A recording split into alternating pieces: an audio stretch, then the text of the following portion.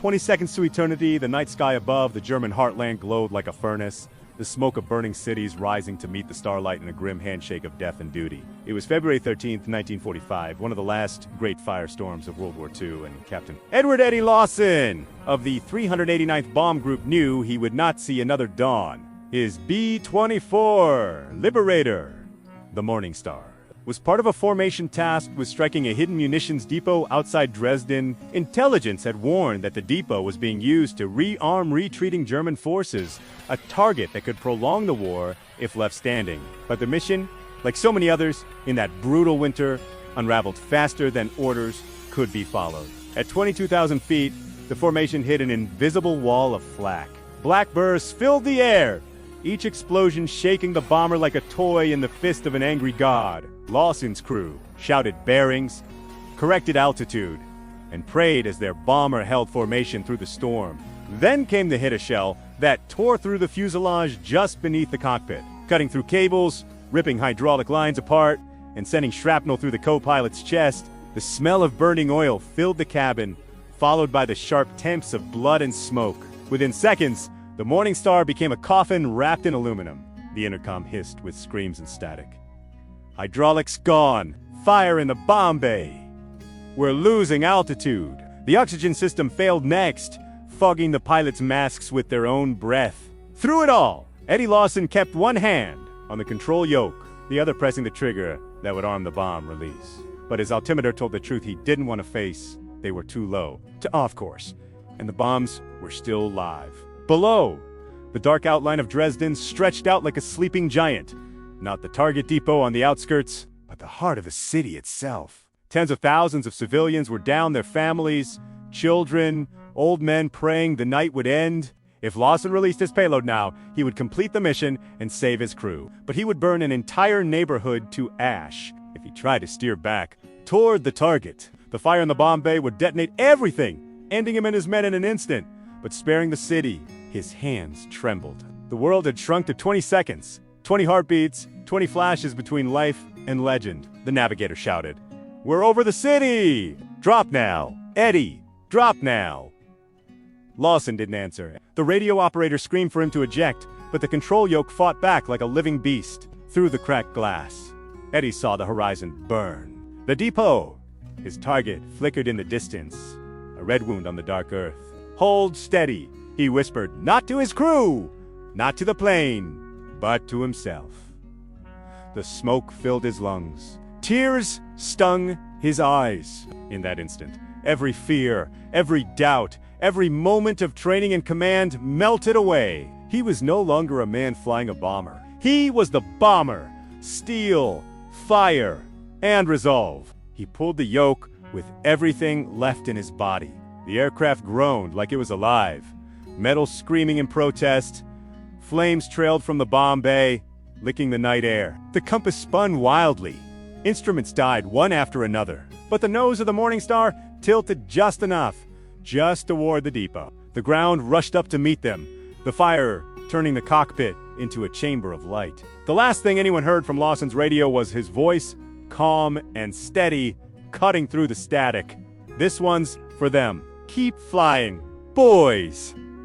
At precisely 23:18 hours, witnesses on the ground saw a single bomber, engulfed in flames, dive straight into the ammunition depot. The explosion lit up the sky 4 miles, a fireball brighter than the moon. The blast leveled the depot completely, stopping the resupply chain and saving thousands of soldiers on the front line.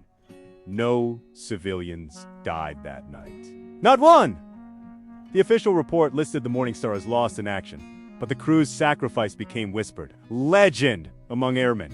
20 seconds had rewritten the line between heroism and eternity, and Eddie Lawson, the man who bombed himself to save a city, became a name carried quietly in the hearts of those who flew after him. He didn't just crash that night. He became part of the fire, a ghost of steel and smoke that history would never forget. The fire beneath the wings, the cockpit of the Morning Star, had become a crucible of flame and metal. The thin, aluminum skin that once gleamed silver in daylight now burned red-hot, blistering under the fury of its own dying engines. Every rivet groaned, as if the plane itself was trying to scream. Captain Edward "Eddie" Lawson could feel the vibration through the seat, a deep, thunderous rhythm that beat in time with his heart. Smoke thickened, turning the air into a suffocating soup of oil and ash. Every breath tore through his throat like broken glass. The right wing was gone, half sheared by flak. Hydraulic fluid poured like black rain through the floorboards. The left engine sputtered, coughed, then flared to life again with a defiant roar. Eddie's hands trembled on the control yoke, skin peeling from the heat, his leather gloves long since burned away. The entire bomber seemed to shudder as if it knew what was coming and accepted it. Behind him, what remained of the crew fought a losing battle against the fire. Sergeant Mullanes, the radio operator, was hammering at the emergency hatch with a wrench, his face blackened by smoke. The tail gunner, barely conscious, tried to drag a wounded engineer toward the rear exit. "We're trapped!" Mullins screamed. "The fire's at the hatch." Eddie didn't answer. He couldn't. The flames had already reached the bulkhead, curling up the control panels like paper. The intercom crackled. Nothing but static. Then a single voice. "Captain." It's stuck. The bomb release mechanism, the final hope for a quick escape, had jammed in place. If Eddie released the payload too soon, the entire city below would vanish in a storm of fire. If he didn't, the inferno would ignite the bombs anyway. There was no more strategy, no more chance of survival, only the cruel arithmetic of war. The kind where mercy and death shared the same face. He reached for the throttle, muscles locking from pain, and forced the bomber lower. Wind screamed through the cracked windshield. The horizon tilted violently, stars spinning like sparks in a forge. Through the heat, haze, Eddie could make out the target, the ammunition depot that had fed the German lines for months. Barrels of fuel glimmered under the moonlight, neat rows of destruction waiting to explode. The very heart of the enemy's supply chain lay exposed, and so did the innocent streets around it. The fire in the bomb bay howled now, a living, breathing monster. Flames licked at the ceiling, devouring insulation and oxygen alike. The temperature rose past 800 degrees. Dials warped, the compass needle spun until it tore free of its pin. The smell, burning paint, rubber, flesh, was unbearable. Yet Eddie's voice over the radio remained steady, almost eerily calm. "Get out, if you can." That's an order. He knew no one could. The parachutes were gone, burned or buried beneath debris. The bomb bay door lever had melted into the floor. Still, it was what a commander said. Orders gave structure to chaos, and in his final moments, Lawson needed that structure more than air. At 2,000 feet, the altimeter's glass cracked. At 1,800, the forward gun turret collapsed inward, flames swallowing the gunner. Eddie didn't flinch. His world had narrowed to a single glowing point on the ground, the depot. He thought of the city below. The families huddled in basements, the children clutching stuffed animals, the priests praying in darkened churches. He had seen too many civilians die from the sky, faces turned to ash. Streets split open by bombs meant for soldiers. Not this Chimmy. Not by his hand. At 1,200 feet, he yanked the yoke hard left. The bomber groaned, metal straining like bones under pressure. Sparks exploded across the instrument panel. The left wing dipped, barely clearing a church steeple. The crew's screams echoed through the burning fuselage, but Eddie's eyes were locked on the target, closer now, the outlines of fuel drums visible through the haze. "Bomb triggers jammed!" Mullins cried. Eddie didn't turn. His blistered fingers reached for the manual release, lever molten hot, fused to the housing. He gritted his teeth and pulled anyway, the pain sending a white flash through his vision. 1,000 feet. The flames ate through the cockpit floor. His boots began to smoke. The fire beneath him roared like a living thing, a demon demanding his soul. 500 feet. The ground rose fast, blinding him with reflected firelight. The depot glowed below, an ocean of death waiting for a spark. Eddie exhaled. The noise of the engines fell away, the world narrowing to silence and heartbeat. In that moment, he thought of home, the Kansas plains, his mother's laughter, the smell of rain after a summer storm. He whispered to the void, voice barely audible over the roar, "Forgive me." Then he pulled the yoke forward one last time. At 20 feet, the sky became white. The explosion erased the depot, the hill, and the bomber all at once. Witnesses miles away said it looked like sunrise, a column of fire reaching for the heavens, then folding into darkness. The shockwave shattered windows in Dresden, but the city itself was spared. When the smoke cleared, the night fell silent again. No engines, no screams, only the soft rain of ash. Somewhere in that silence, the name Morning Star seemed to echo across the valley, carried by the wind. And then, like its captain, it was gone. The aftermath, the blast tore the night apart, a storm of light, sound, and fury so vast it seemed to rip open the heavens themselves. For nearly 30 seconds, the sky burned brighter than the sun. Witnesses, as far as 30 miles away, reported seeing an enormous dome of fire rise above the horizon, blooming into orange and gold before collapsing inward, leaving behind a single, rolling mushroom of smoke. Windows shattered in villages miles from the impact zone. Roofs buckled under the shockwave. And yet, almost miraculously, the city itself, the heart of Dresden's outskirts, remained untouched. The firestorm had devoured everything else. The ammunition depot, the storage tunnels beneath it, and the convoy lines feeding the German front, all gone. Every shell, every crate of explosives, every drop of fuel was erased in an instant. The inferno burned for 2 full days, turning the soil into glass and painting the sky in hues of rust and crimson. From the ruins rose a heat so intense it warped the air, as if the world itself could not bear witness to such sacrifice without trembling. When Allied ground units reached the site 4 days later, they expected twisted wreckage, scattered debris, the usual aftermath of aerial destruction. Instead, they found a crater almost 200 feet wide and deep enough to drown a tank. The edges were smooth, fused like molten glass. At its center, embedded in a pool of blackened metal, lay the remnants of a B-24 engine block. It was unrecognizable, warped into an unholy sculpture of melted steel and bone. Yet within that mass, something glimmered. When a soldier prodded free with a bayonet, he found 2 dog tags fused together, the name Edward Lawson barely legible through the char. No bodies were recovered. No remains of the crew were found. Just fragments, twisted seat frames, a section of propeller blade, and the shattered remains of a control yoke. The leather grip still imprinted with the outline of human fingers. The impact had vaporized nearly everything. It was as if the plane and its men had merged with the explosion itself, becoming part of the fire they unleashed. Local civilians began to speak in whispers about what they had seen that night. The stories differed in detail, but all shared one haunting truth. They saw the plane descending from the clouds, engulfed in flame, flying lower and slower than seemed possible. Some said it glowed, not with fire, but with light. A golden halo pulsing around the fuselage, as though it resisted the darkness itself. A farmer claimed that, seconds before the explosion, he saw the bomber bank sharply away from the houses, deliberately, almost gently, before diving toward the depot. But one story stood above them all. A child, no older than 7, told Allied officers she had seen a man made of fire steering the plane.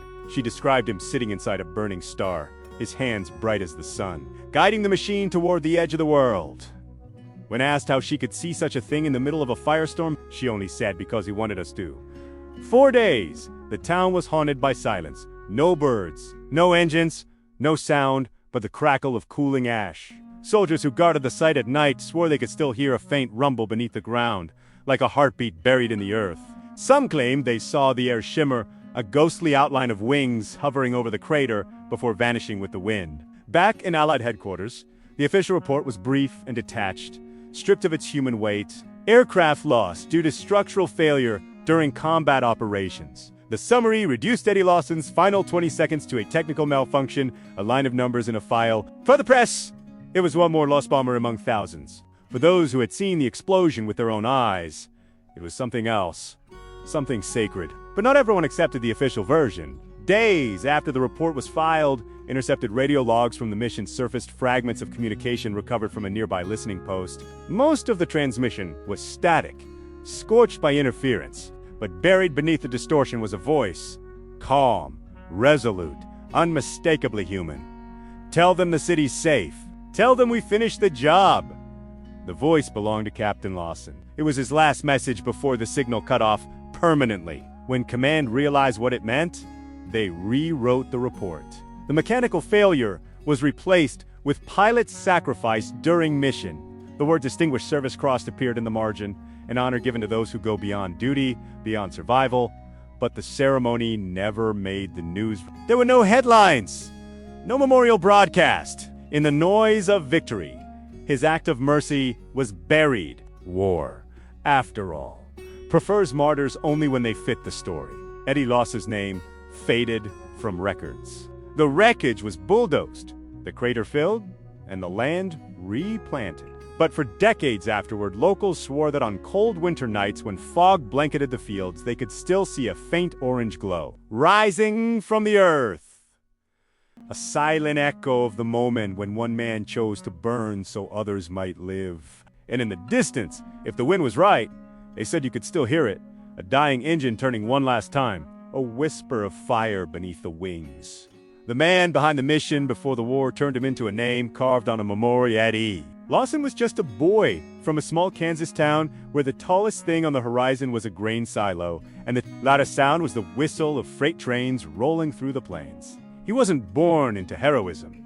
He built it piece by piece, the same way he built his model airplanes out of spare wood and wire. As a teenager, he would spend hours lying on his back in the wheat fields, tracing the contrails of passing planes across the endless Midwestern sky. The air, to him, was not a place of conquest, but of peace, a space where dreams could rise without the burden of gravity. He grew up during the Great Depression, learning the value of hard work and quiet endurance. His father was a mechanic, his mother a school teacher who read him stories of adventure, but always reminded him that true courage was fighting. It was in caring. Those lessons stayed with him long after he left home. When the bombs fell on Pearl Harbor, Eddie didn't rush to enlist out of vengeance. He joined out of responsibility, a sense that the world he loved was being torn apart and that, maybe, his hands could help mend it. At flight school, he wasn't the loudest or the most confident cadet. He didn't swagger like the others or boast about kill counts. Instructors described him as methodical, quiet, focused to a fault. Where others treated flight as a thrill, Eddie treated it as a craft, a sacred trust between man, machine, and the sky. He knew every sound an engine could make, every vibration that meant something was wrong. His crew would later joke that Eddie didn't fly the plane. He listened to it. By 1944, after dozens of missions across Europe and North Africa, he had become a leader, though not the kind made by medals or orders. His men followed him because he never asked them to do what he wouldn't do himself.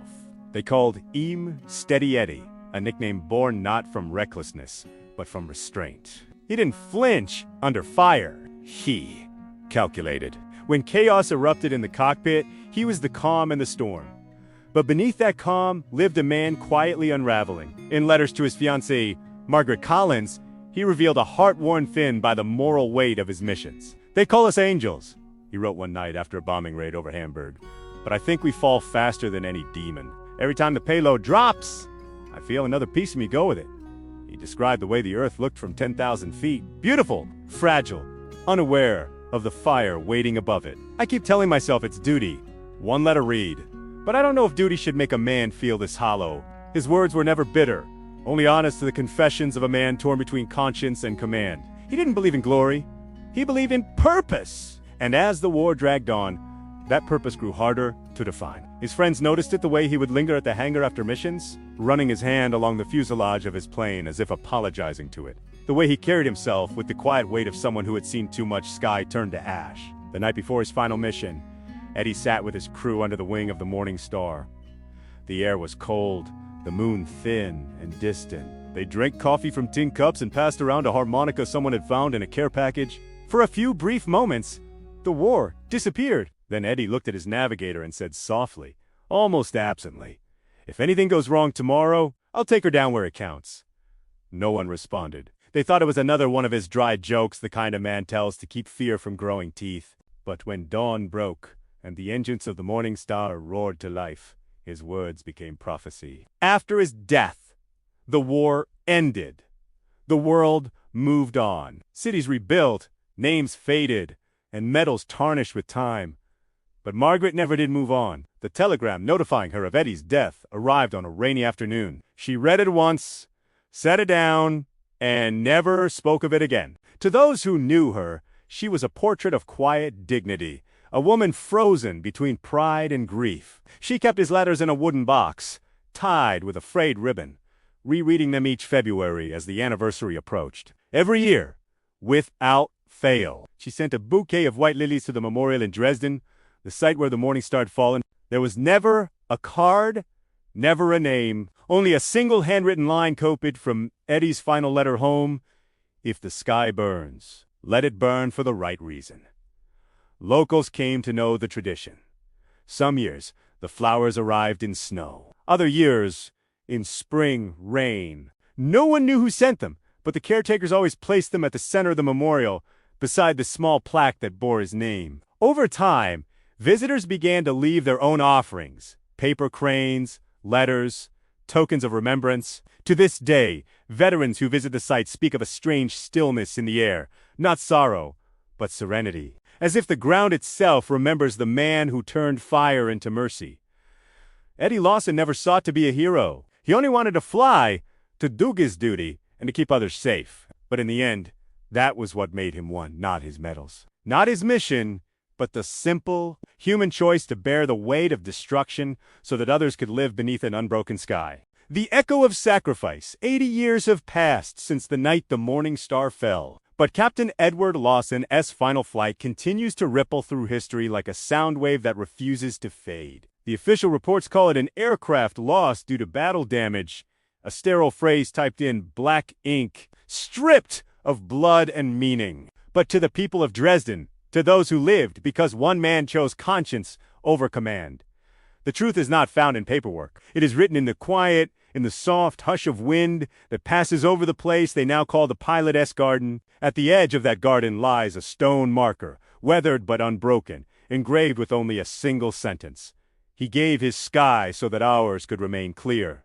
Around it bloom rows of white roses, planted by survivors and their descendants. Every spring, when the petals open, they glow pale under the moonlight, like fragments of a fire that once burned too brightly to be forgotten. Historians argue over details. Some claim Eddie's maneuver was deliberate. Others say his controls were already failing, that the dive toward the depot was coincidence. But even skeptics fall silent when they visit the site. The air feels different there, heavier, but not oppressive. It carries the kind of stillness that belongs to places where something sacred happened, where a moment of unbearable choice reshaped the line between tragedy and grace. The crater remains faintly visible beneath the garden soil. Children play around it, unaware that they tread on what was once the edge of the inferno. Their laughter echoes where explosions once roared, a living testament that life found a way to grow out of ashes. Each year, on the anniversary, candles are placed in a circle, flickering in the night wind. The locals stand in silence,